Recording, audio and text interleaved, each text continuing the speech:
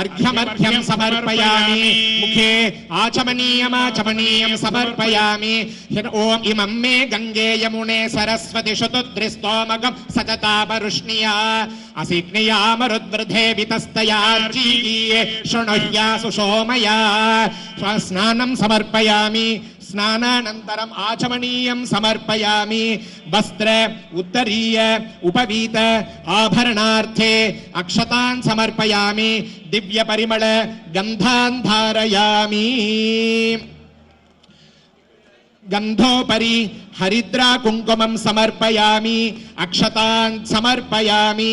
पुष्पमालां समर्पयामि पुष्पैः पूजयामि ओम केशवाय नमः ओम नारायणाय नमः ओम माधवाय नमः ओम गोविंदाय नमः ओम विष्णवे नमः ओम मधुसूदनाय नमः ओम त्रिविक्रमाय नमः ओम वामनाय नमः ओम श्रीधराय नमः ओम हृषीकेशाय नमः ओम पद्मनाभाय नमः ओम दामोदराय नमः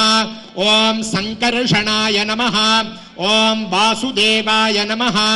ओम प्रद्युम्नाय नमः।